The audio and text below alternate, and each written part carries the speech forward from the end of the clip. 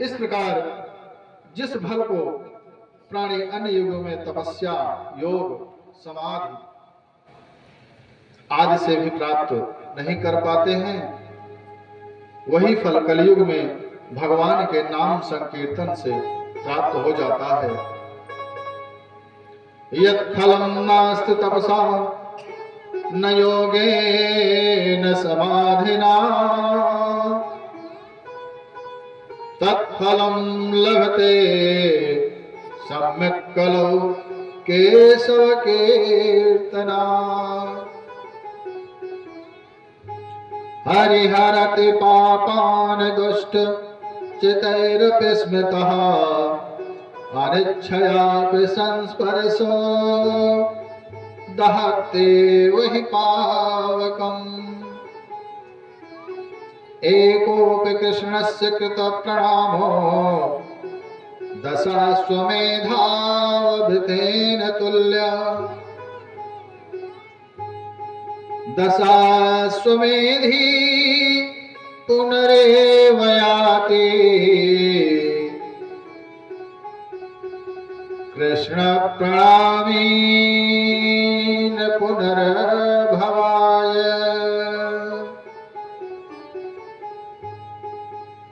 नाम संकीर्तनं यस्य सर्वपापप्रणाशनम्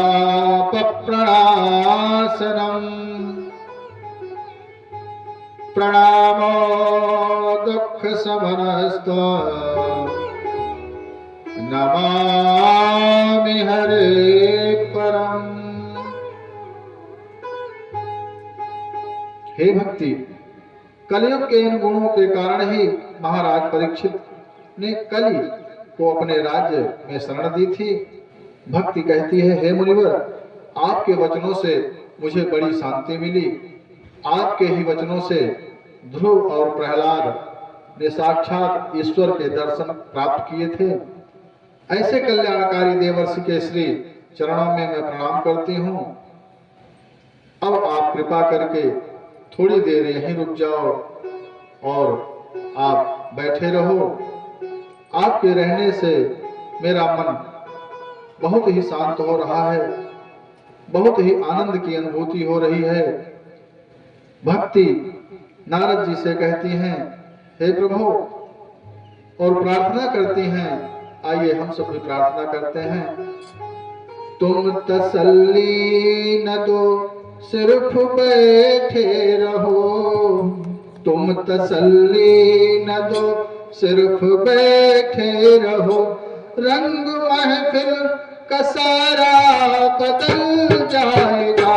तुम तसल्ली न दो सिर्फ बैठे रहो। रंग महफिल का सारा बदल जाएगा।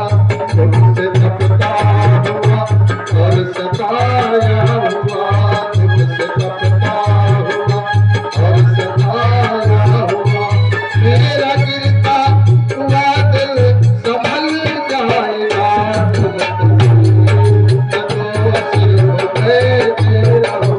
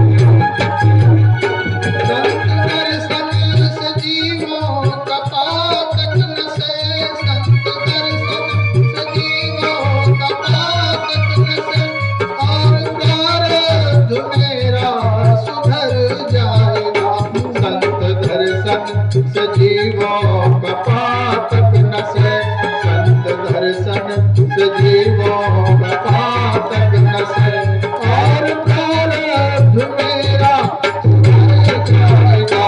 दुख तड़पो मत, दुख से तड़पो मत, सुख में हर्षो मत, सुख में तड़पो मत, सुख में हर्षो मत।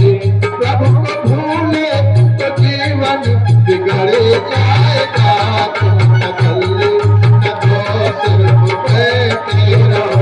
तुम तसल्ली न दो, सिर्फ बैठे रहो। रंग महफिल का सारा बदल जाएगा। तुम तसल्ली न दो, सिर्फ बैठे रहो।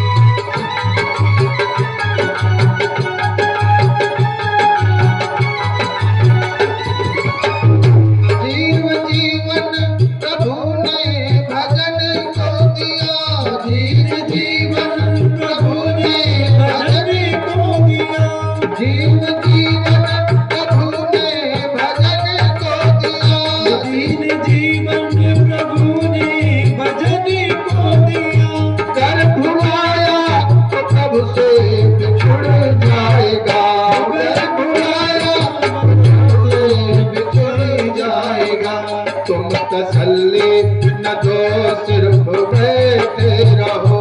तुम तसल्ली न दो, बस बैठे रहो। रंग महफिल का सारा तुम तसल्ली न दो, सिर्फ बैठे रहो। तुम तसल्ली न दो, सिर्फ बैठे रहो। रंग महफिल का सारा बदल जाएगा। जीवन प्रभु ने भजन को दिया, जीवन प्रभु ने भजन को दिया। घर भुलाया तो प्रभु से बिछड़ जाएगा। तुम तसल्ली न दो, सिर्फ बैठे रहो। तुम तसल्ली न दो, तसल्ली न दो, सिर्फ बैठे रहो। रंग महफिल का सारा बदल जाएगा। अतः भक्ति का जब संत नारद जी के साथ वार्तालाप हुआ, उससे भक्ति को परम शांति प्राप्त हुई। संत समागम हरि कथा तुलसी दुर्लभ हो। संत समागम हरि कथा तुलसी दुर्लभ दो। सुत दारा और लक्ष्मी पापियों के भी हो। श्री सूत जी आगे कहते हैं कि हे ऋषियों, नारद जी भक्त से कहते हैं, हे भक्ति, तुम गोविंद के चरणों का ध्यान करो, तुम्हारा सारा संकट अवश्य ही कट जाएगा। भक्ति, तुमने एक बार भगवान से पूछा था कि हे प्रभु, मैं आपकी क्या सेवा करूं, तो भगवान ने तुमसे भक्तों का पालन करने को कहा था। तुमने उनकी आज्ञा का पालन किया, इससे भगवान ने प्रसन्न होकर के तुमको मुक्ति नाम की दासी और ज्ञान व वैराग्य नाम के 2 सेवक दिए, तथा तब से वैकुंठ में भक्तों का पोषण करती हो तथा पृथ्वी पर भक्ति के पुष्टि के लिए ज्ञान और वैराग्य को लेकर के छाया रूप धारण करके सतयुग से लेकर के द्वापर युग तक आनंद से रही हो। कलयुग आने पर पाखंडों से पीड़ित होकर के मुक्त वैकुंठ को चली गई। उसको जब तुम बुलाती हो तभी आती है। मनुष्य को अनेकों जन्मों के बाद भी कहीं भगवान के नामों से भक्ति भाव जागृत होता है। कलयुग में प्राणी मात्र के उद्धार का एकमात्र साधन भक्ति ही है। न तपोभिर्न वेदैश्च न ज्ञानेनापि कर्मणा हरिर्साध्यते भक्त्या प्रमाणम तत्र गोपिकाः। अर्थात प्राणी को तप, व्रत, तीर्थ, सेवन, योग, यज्ञ आदि में परिश्रम करने की आवश्यकता नहीं है। मुक्ति देने में एकमात्र भक्ति ही समर्थ है। इसका प्रमाण ब्रज की गोपियां हैं। भक्ति बोल कहती हैं, हे मुनिवर, आपके वचनों में मुझको तो परम शांति प्राप्त हो गई है। कृपया मेरे इन पुत्रों को भी जगा दीजिए। तत्पश्चात नारद जी ने वहां वेदांत और गीता का पाठ किया, जिससे उनमें कुछ समय के लिए चेतना सी जगी। उठ करके क्षण भर के लिए बैठे, परंतु पुनः चारों ओर देख करके फिर से शयन करने लगे। नारद जी को बड़ी ग्लानि हुई और चिंतातुर होकर के भगवान नारायण का स्मरण करने लगते हैं। तभी वहां आकाशवाणी होती है, व्योमवाणी तदैवा उन्मादिशे खिद्यात्मिति उद्यमः सफलस्तेयं भविष्यति न संशयः। हे नारद जी, आप दुख मत करो, चिंता मत करो, आपका कार्य सफल होगा। आकाशवाणी से ये शब्द सुनाई देते हैं, नारद जी तुम सत्कर्म करो, तुम्हारे कार्य में सफलता निश्चित है, इसमें कोई संशय नहीं है। सत्कर्म का अनुष्ठान करो। सत्कर्म का उपदेश तुम्हें संतों के भूषण साधुओं से प्राप्त होगा, क्योंकि साधु ऐसा चाहिए जैसे सूप सुहाय, सार सार को गहि रहे थोथा दे उड़ाय। और गोस्वामी तुलसीदास जी भी कहते हैं, संत सहै दुख पर हित लागी, पर दुख है तो संत अभागी। और इसी भजन के माध्यम से हम सब भी जानते हैं, संतन के संग लागी रे, संतन के संग लागी रे, तेरी बिगड़ी बनेगी। संतन के संग लागी रे, तेरी बिगड़ी बनेगी। बिगड़ी बनेगी तेरी अच्छी बनेगी, बिगड़ी बनेगी तेरी अच्छी बनेगी। संतन के संग लागी रे, तेरी अच्छी बनेगी। संतन के संग लागे रे, तेरी बिगड़ी बनेगी। भूत हो बड़ भाग रे, तेरी अच्छी बनेगी। संतन के संग लागे रे, तेरी बिगड़ी बनेगी।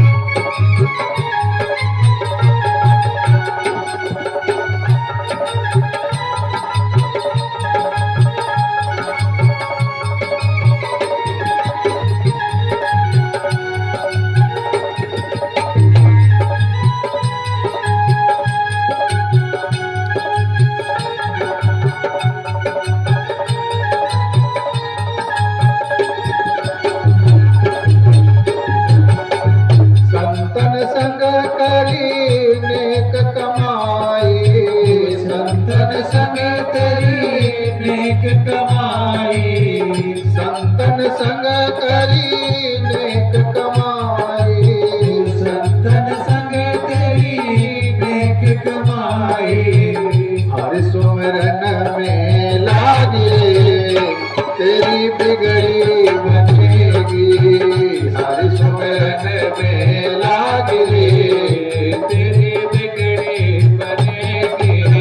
संतन के संग लागे तेरी अच्छी बनेगी, संतन के संग लागे तेरी अच्छी बनेगी। कागा से कोई हंस बनावेंगे, कागा से कोई हंस बनावेंगे, कागा से कोई हंस बनावेंगे, कागा से तुम्हें हंस बनाएंगे। मिट जाए उड़ता करे तेरी अच्छी बनेगी, मिट जायो उड़ता करे तेरी अच्छी बनेगी। संतन के संग लागे तेरी अच्छी बनेगी। सुकृत नारी तीन आशाएं, सुकृत नारी तीन आशाएं, सुकृत नारी तीन आशाएं, सुकृत नारी तीन आशाएं। त्याग सको तो त्याग रे तेरी अच्छी बनेगी, त्याग सको तो त्याग रे तेरी अच्छी बनेगी। संतन के संग लाग रे तेरी अच्छी बनेगी, संतन के संग लागे तेरी अच्छी बनेगी। कहत कबीर सुनो भाई साधो, बात कबीर सुनो भाई साधो, कहत कबीर सुनो भाई साधो, बात कबीर सुनो भाई साधो। राम चरण अनुराग रे तेरी अच्छी बनेगी, राम चरण अनुराग रे तेरी अच्छी बनेगी।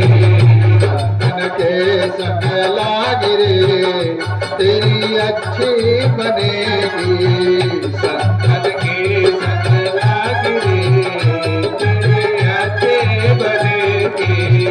कोय तेरो बड़ भाग रे तेरी अच्छी बनेगी, तेरो बड़ भाग रे तेरी अच्छी बनेगी। संतन के संग लाग रे तेरी अच्छी बनेगी। इस आकाशवाणी को सबने सुना। भक्ति बोली, हे नारद जी, सत्कर्म का उपदेश करने वाले साधु कहाँ मिलेंगे और ज्ञान वैराग को चेतना में लाने के निमित्त कौन कौन सा सत्कर्म किया जाएगा। अब तो नारद जी ने खिन्न मन से उनको वहीं छोड़ करके प्रत्येक तीर्थों में ऋषियों के पास जा करके आकाशवाणी का वृत्तांत सुनाया, परंतु कोई संतोषजनक उत्तर नहीं मिला। सभी ऋषि मुनि ने अलग अलग समाधान दिए, पृथक पृथक समाधान दिए, जिससे चिंता तो नारद जी बद्रिक का आश्रम गए और तपस्या करने के लिए बैठ गए। तभी वहां पर करोड़ों सूर्यों के समान परम तेजस्वी सनकादि मुनियों का आगमन हुआ। नारद जी ने दंडवत प्रणाम किया और स्वागत के लिए के पश्चात कहने लगे, हे वीतराग मुनियों, आप सदैव 5 वर्ष के जैसे ही रहते हैं। हे पूर्वजों के भी पूर्वज, आप मेरा प्रणाम स्वीकार करें। मेरा परम सौभाग्य है कि आप इस समय मुझे दर्शन दिया, आपका दर्शन प्राप्त हुआ। अतः आप यह बताने की कृपा करें कि आकाशवाणी ने किस सत्कर्म के विषय में कहा है और वह कहाँ होगा, किस प्रकार होगा। सनकादि मुनि बोलते हैं, हे नारद जी, संसार में जो द्रव्य, यज्ञ, योग, यज्ञ, स्वाध्याय, ज्ञान यज्ञ आदि है, वे कर्म को सूचित करने वाले हैं, लेकिन ज्ञानियों ने ज्ञान यज्ञ को ही सत्कर्म कहा है। सदा सेव्या श्रीमद्भागवती कथा, यस्या श्रवण मात्रेण हरिश्चित्तं समाश्रयेत्। सनकादि ऋषि बोलते हैं, हे नारद जी, श्रीमद् भागवत की कथा ही सदैव श्रवण करने योग्य है। इसके श्रवण से भगवान हृदय में आ जाते हैं। इसी के श्रवण से भक्ति, ज्ञान, वैराग्य का दुख दूर हो जाएगा। अतः हे नारद जी, जैसे सिंह के डर से भेड़िए भाग जाते हैं, वैसे ही भागवत के श्रवण से कलयुग के संपूर्ण दोष दूर हो जाते हैं। जैसे दूध में भी घी समाहित रहता है, लेकिन उतना स्वाद नहीं देता जितना कि अलग होने पर स्वाद मिलता है। देवताओं के मन में भी रस बढ़ाने वाला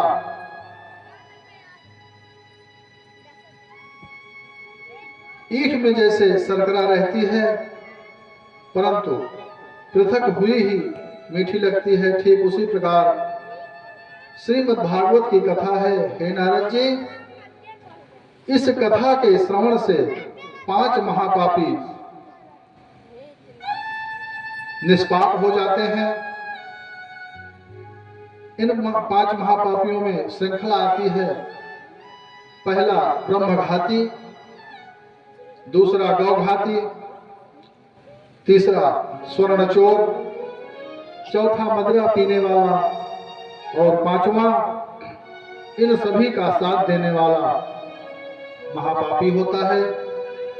श्रीमद् भागवत महापुराण की कथा सुनने के पश्चात यह सभी महापापी भी निष्पाप हो जाते हैं। जो भागवत अनुरागी सनातन धर्म के अनुयायी होते हैं, उनको भगवान की कथाओं के श्रवण से अनोखी शांति प्राप्त होती है। सनत कुमार कहने लगे कि नारद जी, जब व्यास जी को 17 पुराणों और महाभारत आदि की रचना करके भी मानसिक शांति नहीं मिली, तब आपने ही उनको चतुश्लोकी भागवत सुनाई थी, जिसे सुनकर के व्यास जी को परम शांति मिली थी।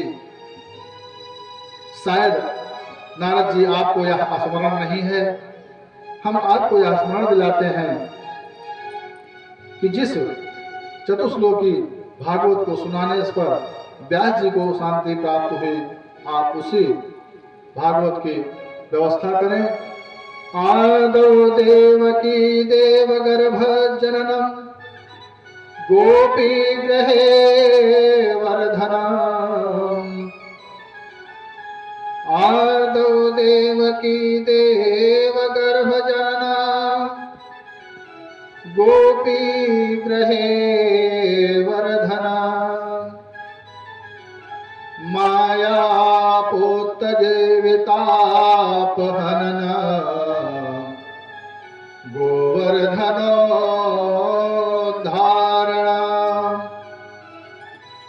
कंसच्छेदनं कौरवादिहनना कुन्ती सुता पालना। एतद्भागवत पुराण कथित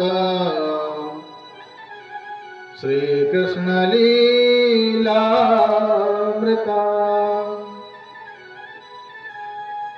नारद जी कहते हैं, हे मुनि श्रेष्ठों, आपका दर्शन अनेक अशुभों का नाशक और मद व मोह को दूर करने वाला है।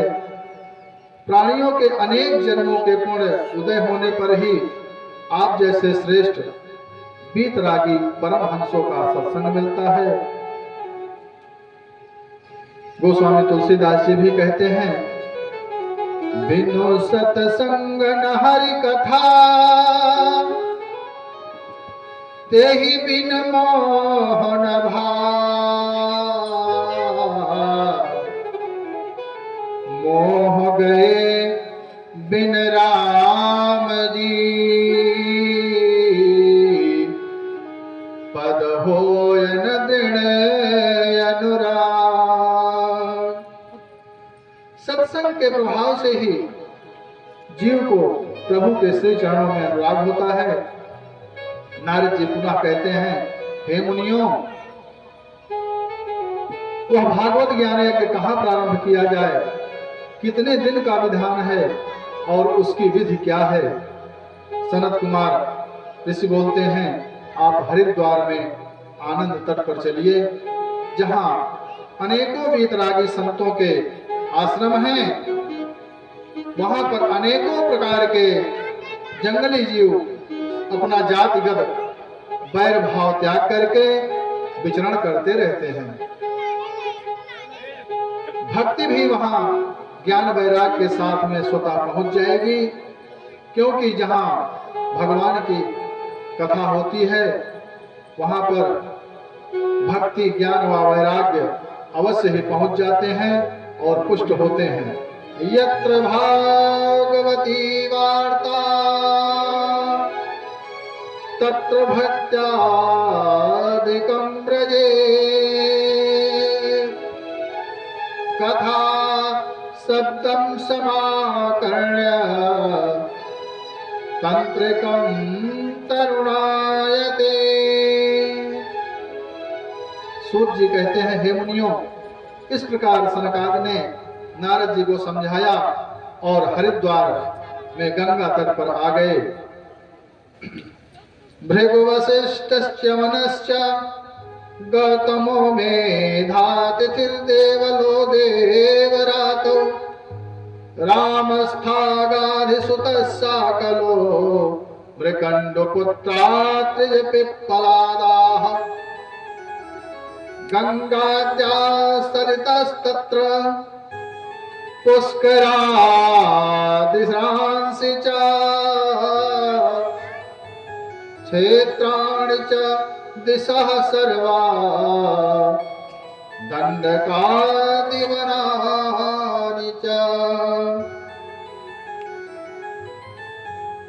सूत जी कहते हैं, परम वैष्णव भृगु, वशिष्ठ, च्यमन, गौतम, मेधातिथि, देवल, परशुराम, विश्वामित्र, मार्कंडे, दैत्तात्रेय, पिप्पलाद और याज्ञवल्क्य, व्यास, पाराशर आदि ऋषि मुनि अपने स्त्री पुत्रों व शिष्यों सहित तथा वेदांत व पुराण, वेद, 6 शास्त्र भी मूर्त रूप होकर के आ गए।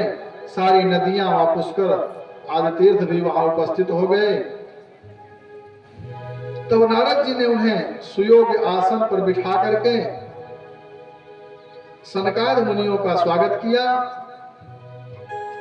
वहां पर जय जयकार होने लगी, जय और नमः शब्द गूंजने लगे और शंखों की ध्वनि होने लगी। देवता लोग पुष्पों की वर्षा करने लगे। तदंतर में सनत कुमारों ने श्रीमद् भागवत का महत्व सुनाया। भागवत की महिमा सुनाते हुए बोले कि इसके श्रवण से मुक्ति कर तले स्थितः, मुक्ति सहज में ही प्राप्त हो जाती है। जिसके घर में भागवत के आधे श्लोक या श्लोक के एक पद का भी पाठ होता है, वहां पर राजसूय और अश्वमेध यज्ञ का फल प्राप्त हो जाता है। इसमें संशय नहीं है। श्लोकार्धम श्लोकपादम वा पठे भागवतम च यः, नित्य पुण्यं वाप्नोति राजसूयासमेघयो यत्फलनास्ति तपसा न योगेन समाधिना अनायासेन तत्सर्व सप्ताश्रवणे लभे।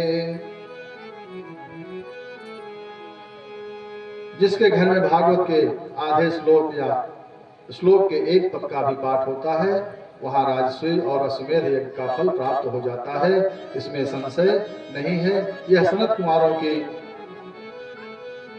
कृपा से ऐसा नारद जी को बताया गया। तपस्या योग और समाधि से प्राप्त नहीं होती, वह श्रीमद् भागवत के श्रवण मात्र से अनायास ही प्राप्त हो जाता है। विहाय कामनयः सर्वान् पुमाश्चरते निस्पृहा निर्ममो निहंकारः सा शांतमधिगच्छति।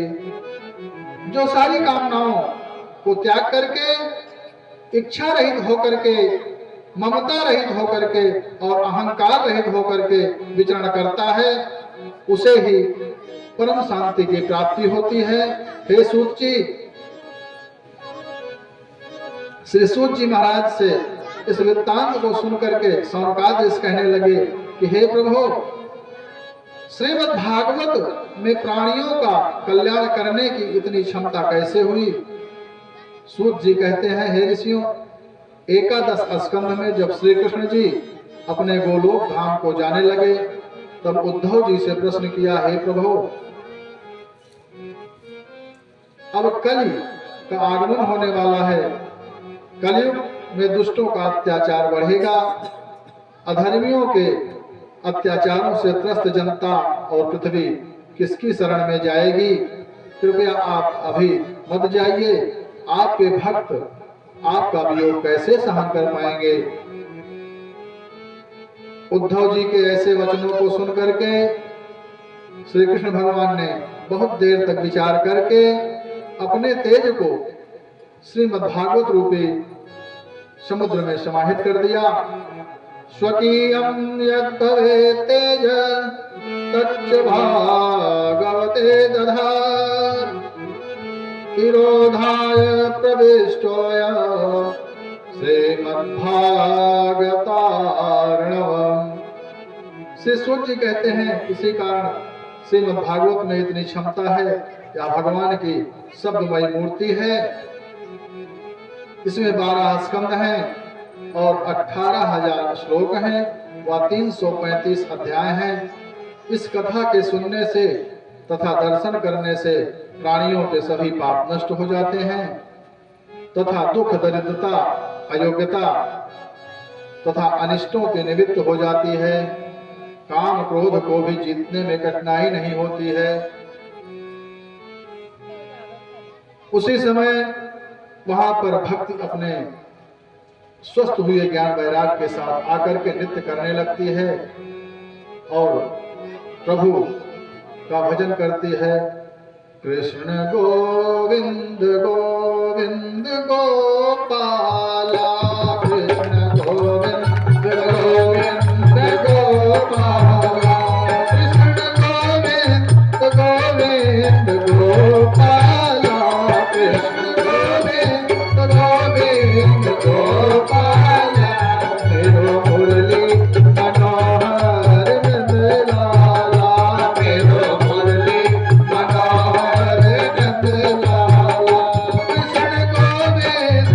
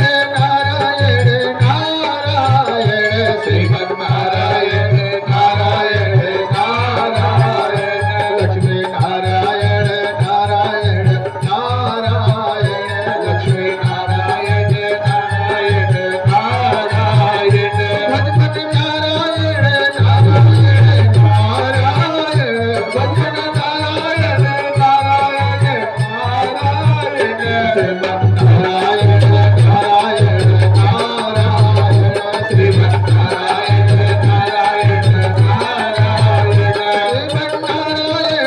नारायण नारायण श्रीमन्नारायण नारायण नारायण सत्यनारायण नारायण नारायण सत्यनारायण नारायण नारायण मोहिनी नारायण नारायण नारायण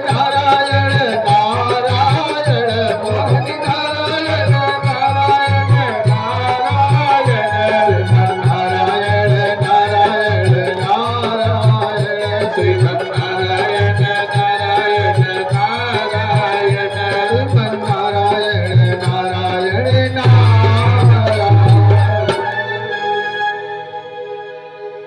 संतों से कथा सुनने के कारण माया भक्ति महारानी की दासी बन जाती हैं, ज्ञान व वैराग्य पुष्ट हो जाते हैं। ऐसे ही श्रीमद् भागवत की कथा यह सर्व सिद्धांत निष्पन्नम सबका भला करने वाली है।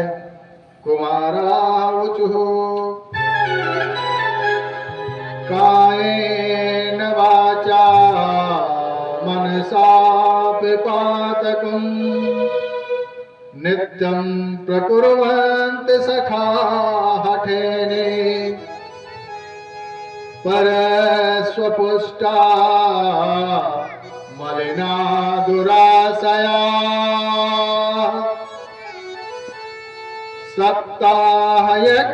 सप्ताहयज्ञेन कलो पुनन्ति ते।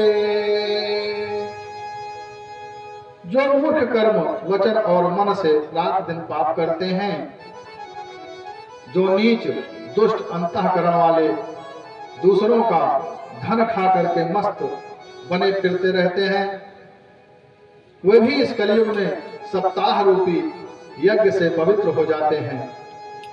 सनकादिक ऋषि बोलते हैं, हे नारद जी, जो रात दिन पापों में रत रहते हैं, कुमार्गामी हैं, क्रोध रूपी अग्नि से रात दिन जल रहे हैं, तथा जो कुटिल और कामी हैं, उनको भी सप्ताह श्रवण से मुक्ति मिल जाती है। कुमारवचु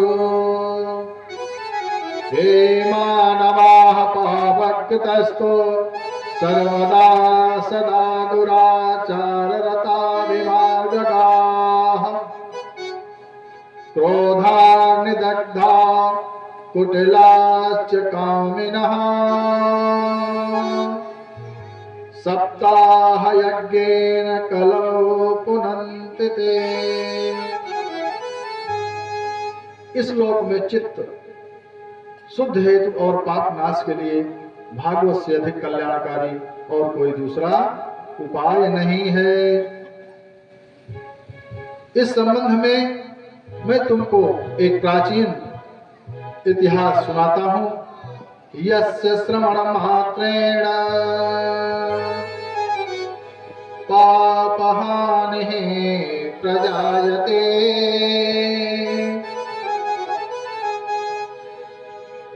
तुंगभद्रा तटे पूर्वम् भूत्पत्तनमुत्तमम् यत्र वर्णा स्वधर्मेण सत्य सत्कर्म तत्परा आत्मदेवं पुरे तस्मिन् सर्ववेद विशारदः तस्मार्ते सुनिष्णातो द्वितीयैव भास्करः।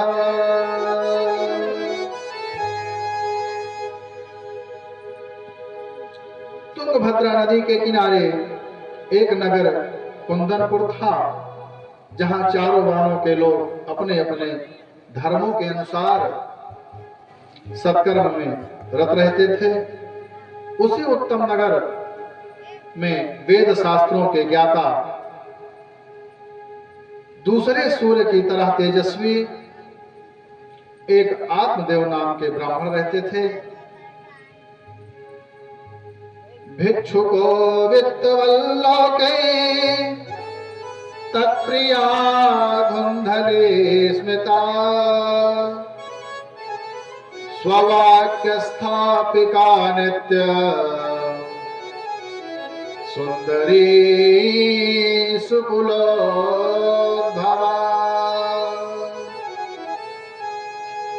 आत्मदेव ब्राह्मण भिक्षुक होते हुए भी धनवान थे। उनकी पत्नी सुंदर और ऊंचे कुल में उत्पन्न धुंधुली नाम की थी। अपनी ही बात को पुष्ट करने वाली थी और दुनिया भर की बात बनाने वाली, क्रूर बकवास करने वाली, गृह कार्य में चतुर, कृपण और सदा झगड़ा करने वाली थी। लोकवार्तारता क्रूरा प्रायसो बहुजल्पिका सूरा च गृहकृत्येषु कृपणा कलह प्रिया।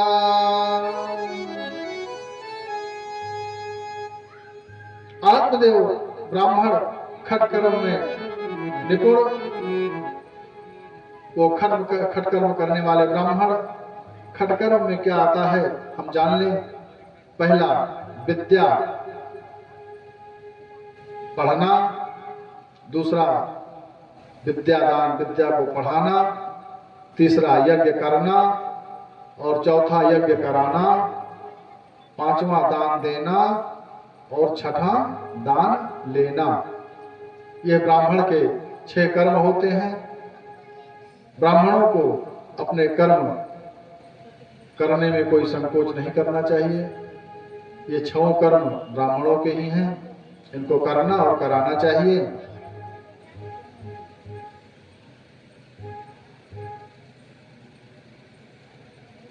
आत्मदेव ब्राह्मण के पास धन तो अपार था, लेकिन कोई संतान नहीं थी। ना पुत्री ना पिवा पुत्रो ततश्चिंता तुरो भृशा।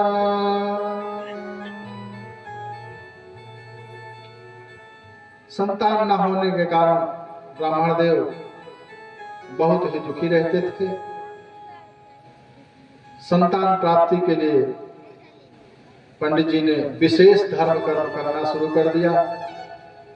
अन्न, भूमि, गाय, स्वर्ण और वस्त्रों का नित्य प्रति गरीबों में दान करना प्रारंभ कर दिया।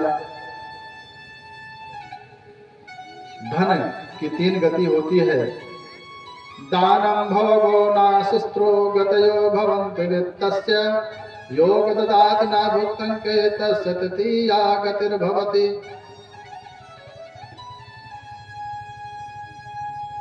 हाथों की शोभा दान ही होता है।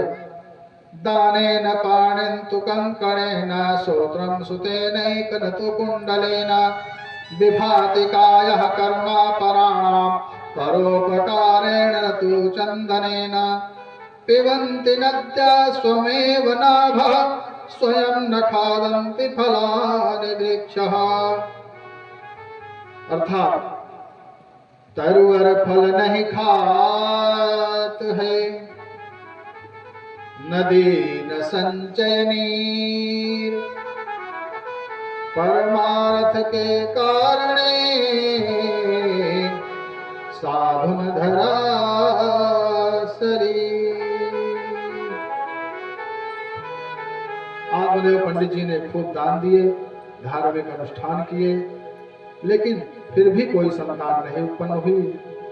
एकदा सदजो दुखा गृहं त्यक्त्वा वनं गतः। एक दिन पंडित जी दुखी होकर के वन चले गए।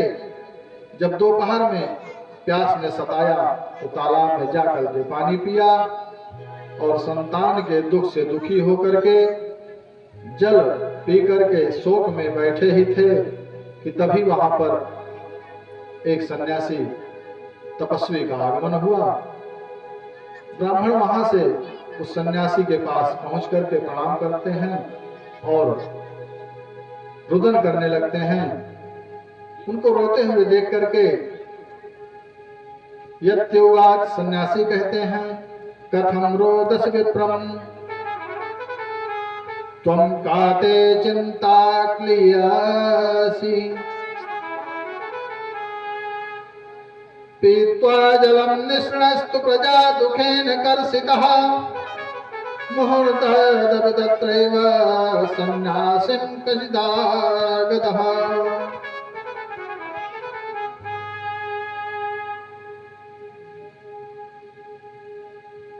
संत जी सन्यासी जी ब्राह्मण देव से पूछते हैं कि हे ब्राह्मण, आपके रुदन करने का क्या कारण है? आप इतने दुखी क्यों हैं? कृपया आप अपने कष्ट को बताने की कृपा करें। तब आत्मदेव ब्राह्मण बोलते हैं, धिज्जीवितं प्रजाहीन धिगृहं च प्रजा विना धिग्धनं चानपात्यस्य धिक्कुलं संततद्विना। हे प्रभु, पुत्र के बिना जीवन धिक्कार है, घर को धिक्कार है, पुत्र के बिना धन को धिक्कार है और पुत्र के बिना कुल को भी धिक्कार है।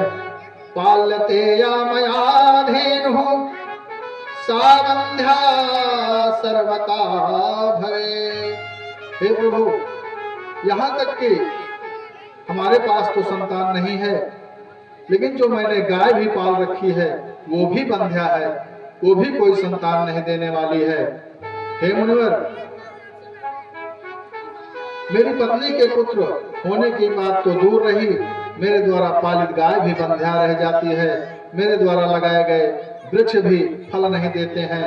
ऐसा कहते कहते आत्मदेव ब्राह्मण रोने लगे। सन्यासी जी कहते हैं, हे ब्राह्मण,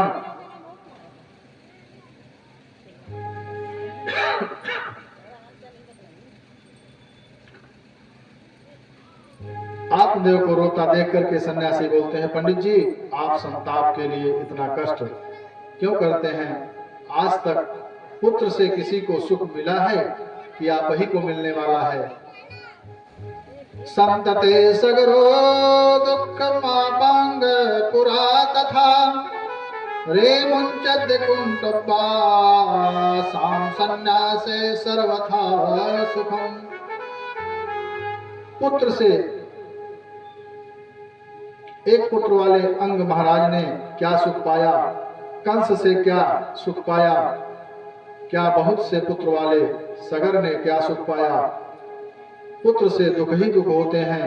तीन प्रकार के पुत्र दुख, एक पुत्र पैदा ही न हो, दूसरा पैदा होकर के मर जाए और तीसरा पैदा भी हुआ और मौजूद है परंतु मूर्ख है। ऐसे पुत्र होने से भी पुत्र ना ही हो तो अच्छा है। कुग्रामवासः कुलहीन सेवा कुभोजनम क्रोधमुखी च भार्या मूर्खस्य पुत्रो विधवा च कन्या बिना निनाखत्रदहेत कायम।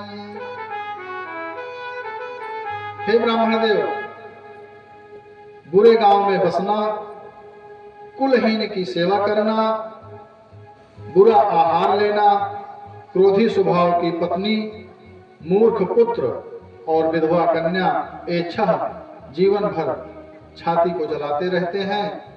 संतान दो प्रकार की होती हैं, पहली जन्म देने से और दूसरी दीक्षा देने से। जो शिष्य होते हैं वो भी पुत्र के समान ही होते हैं। हे आत्मदेव जी, आपके इस जन्म में तो क्या 7 जन्मों में भी संतान की उत्पत्ति नहीं है। सप्त जन्मावधित पुत्रो नैव च नैव च। तब आत्मदेव जी कहते हैं, हे महात्मन, आप मुझे ज्ञान मत बताओ। मैंने सभी धार्मिक ग्रंथ पढ़े हैं, ज्ञान भी है, परंतु जाति और सामाजिक उत्पीड़न कि पुत्रहीन हूं, अब सहा नहीं जा रहा है। और मेरी ही क्या, पुत्र न होने की पीड़ा तो महाराज दशरथ जी को भी हुई थी। अतः यदि आप पुत्र प्राप्ति का वरदान आशीर्वाद दे सकते हो तो कृपया आशीर्वाद दीजिए, अन्यथा मुझे मरने से मत रोकिए। सन्यासी बोले,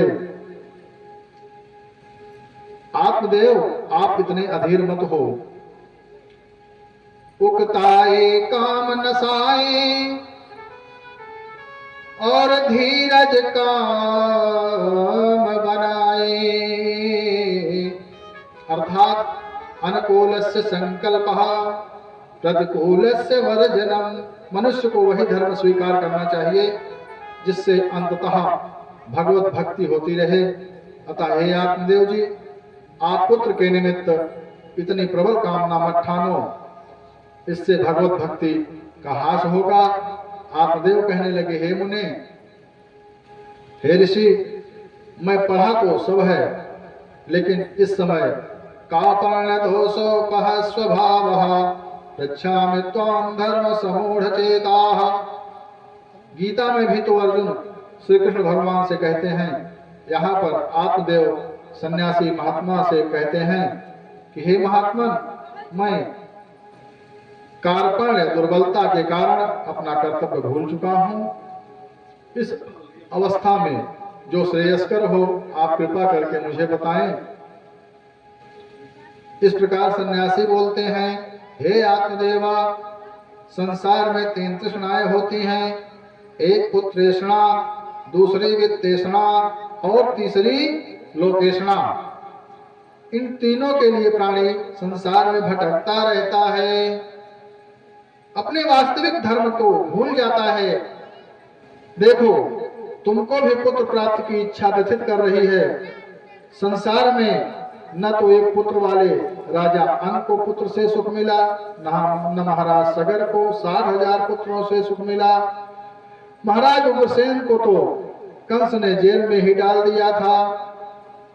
दशरथ जी को 4 पुत्रों से भी सुख नहीं मिला, और वसुदेव देवकी को तो विवाह के समय आकाशवाणी होने पर ही जेल में रहना पड़ा था। सन्यासी के बार बार समझाने पर भी जब आत्मदेव की समझ में बात नहीं बैठी, तो उन्होंने आत्मदेव को एक फल दिया और कहा, नहीं मानते हो तो लो, इस फल को अपनी पत्नी को दे देना।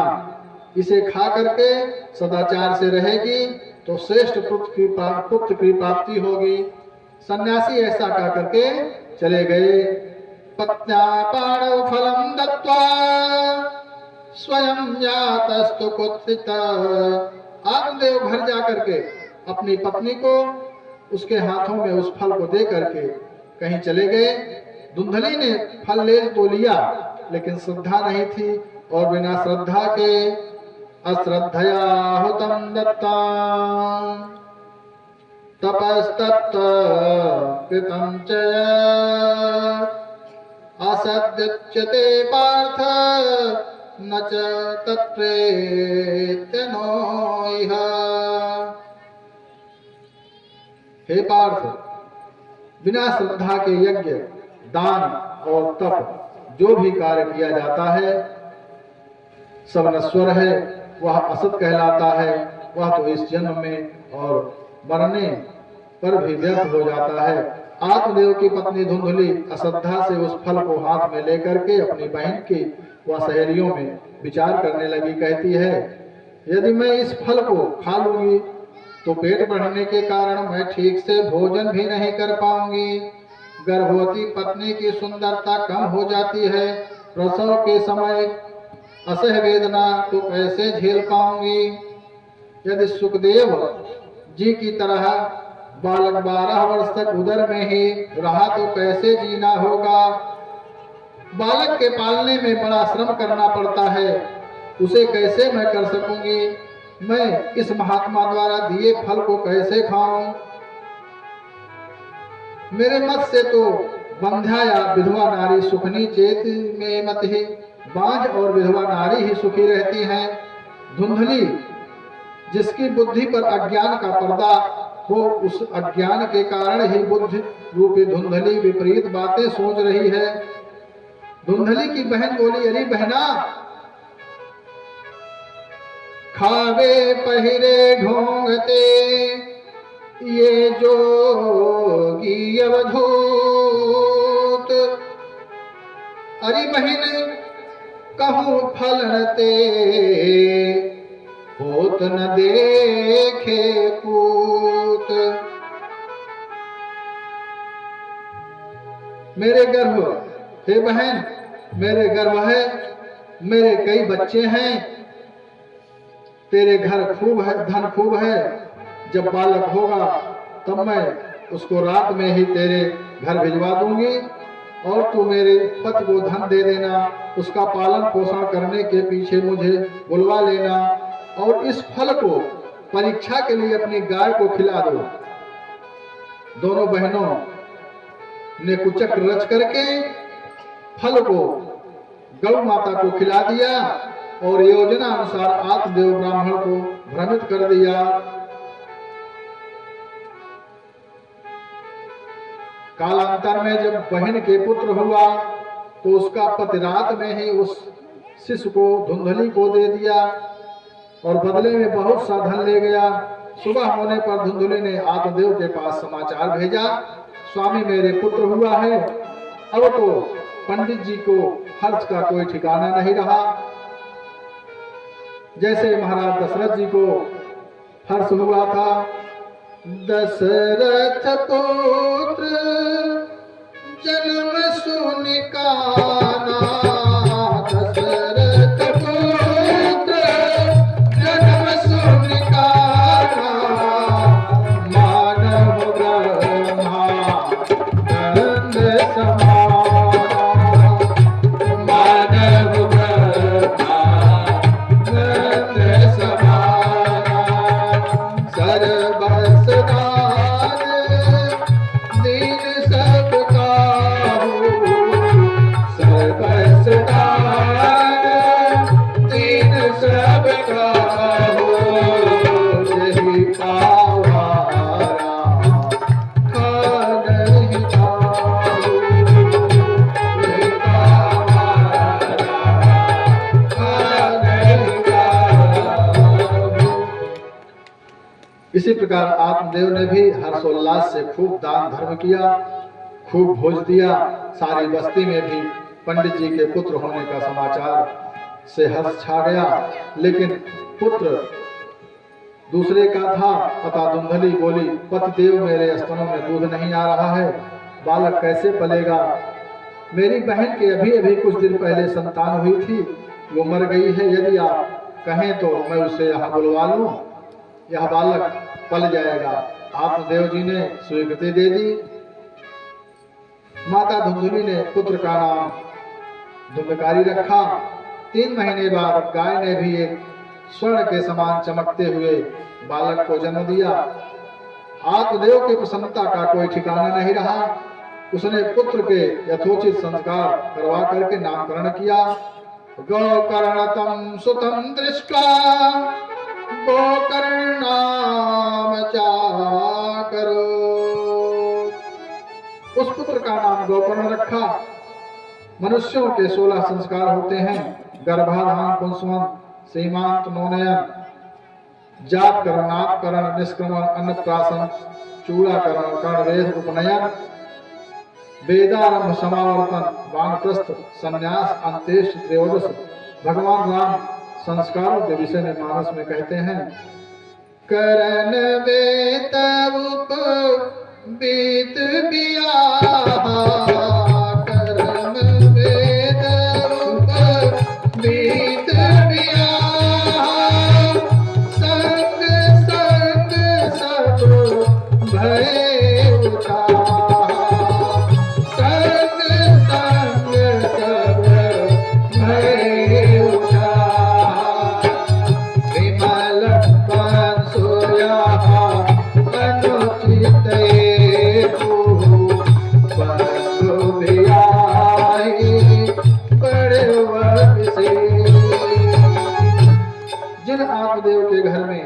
एक भी संतान नहीं थी।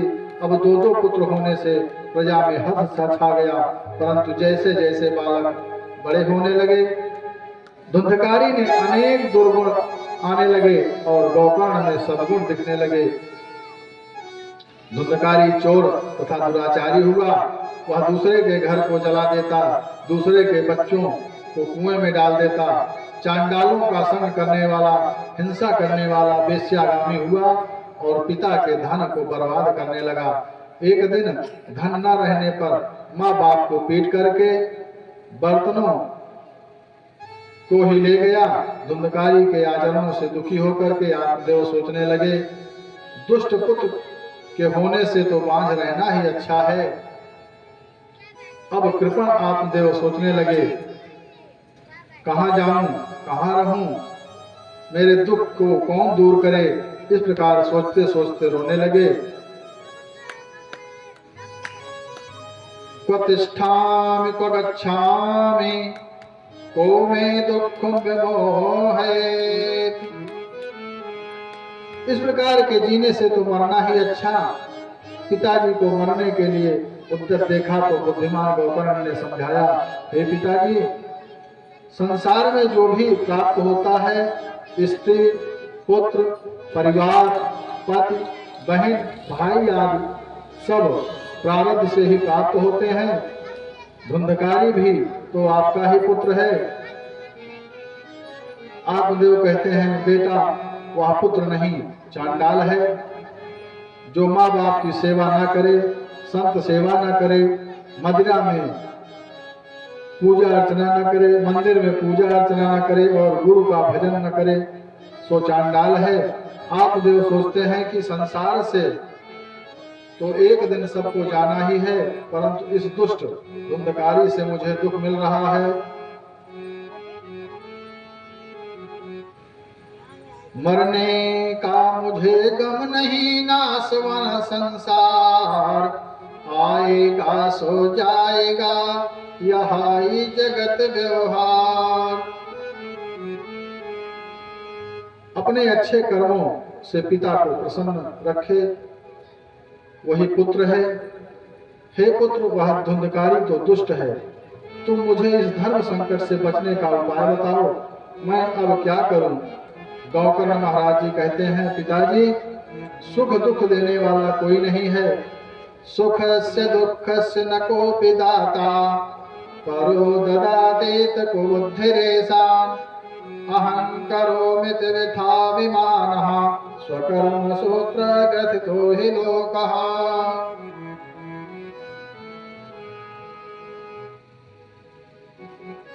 जो ऐसा समझते हैं